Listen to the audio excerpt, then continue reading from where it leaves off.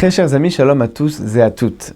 Aujourd'hui, nous allons voir est-ce que des enfants peuvent assister au remariage de leurs parents.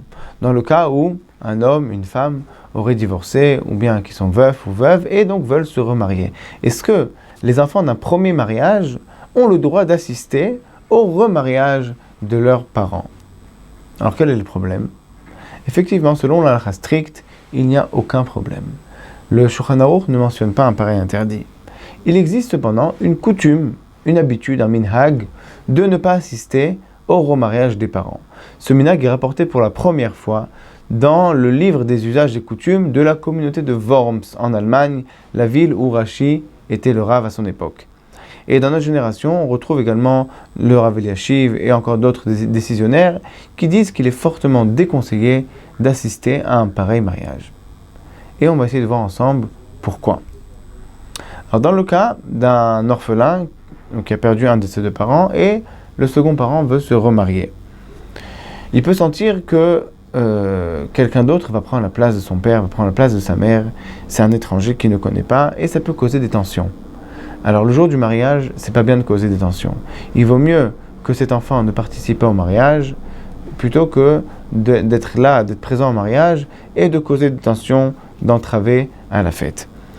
Cela peut être parfois aussi à l'origine de questions indiscrètes de la part de certains invités dont la finesse et la discrétion ne fait pas partie de leur qualité dominante. Des fois, il faut savoir ne pas poser de questions et la présence de l'enfant, de l'orphelin, peut parfois éveiller des questions malsaines qu'il vaut mieux éviter. Donc c'est mieux de ne pas assister au mariage plutôt que de rentrer dans un problème de situation qui peut être parfois très délicate. Pour ce qu'on est du cas du divorce, il faut savoir que la Torah, si un homme et une femme divorcent, la Torah permet à la femme de se remarier avec son premier mari. C'est ce qu'on appelle Marzir Grushato, sauf dans le cas du Kohen, mais dans un cas donc, qui n'est pas un Kohen, on aura le droit de se remarier avec sa première femme. La femme pourra se remarier avec son premier mari, dans la mesure où cette femme ne s'est pas remariée avec un autre homme. Mais dès le moment où cette femme s'est remariée avec un autre homme, et puis que cet homme est décédé, ou bien qu'elle a divorcé une seconde fois, elle n'aura pas le droit de se remarier avec son premier mari. C'est formellement interdit par la Torah dans Parashat Ki Teitzei. Au niveau de l'enfant, un enfant donc de parents divorcés, il a toujours, consciemment ou inconsciemment, l'espoir de voir un jour ses parents revenir et se remarier ensemble. Dès le moment où la mère va se remarier avec un autre homme, ça va enterrer définitivement tout espoir de les voir se remarier. C'est pourquoi, pour cet enfant-là, ce remariage est un moment difficile à vivre.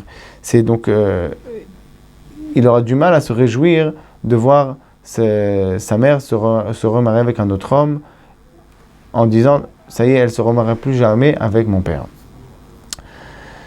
On peut dire que la raison de cette coutume est plus humaine que purement ilchatique. Il faut respecter les sentiments d'une part des mariés, mais d'autre part aussi des enfants, et le respect de ces sentiments passe dans le fait où il vaut mieux ne pas assister au mariage plutôt que d'assister et de vivre une épreuve. On ne veut pas éveiller des sentiments douloureux aussi bien chez le marié, chez la mariée, que chez les enfants de ces mariés. Dans certains cas, en particulier dans le cas de mariage dans un âge avancé, où les enfants ont déjà fondé leur famille, et les parents se remarient avec l'entier consentement des enfants, et même parfois avec leur encouragement, il se peut que dans ce cas ce soit permis, que ce n'est pas là-dessus que les Chachamim ont parlé en disant qu'il ne fallait pas assister à un mariage, mais dans chaque cas particulier, il faudra peser le pour et le contre. On raconte au nom du Rav Ovadia Yosef qu'une fois un jeune homme d'une trentaine d'années est venu lui demander est-ce qu'il pouvait assister au mariage de sa mère. Et le Rav Ovadia Yosef lui aurait répondu si ta mère a envie que tu viennes, tu peux y aller. Mais si elle ne veut pas que tu viennes, n'y va pas. Donc on voit d'ici que le Rav Ovadia Yosef disait tout dépend de la situation, tout dépend de l'état d'esprit dans lequel ce mariage se déroule.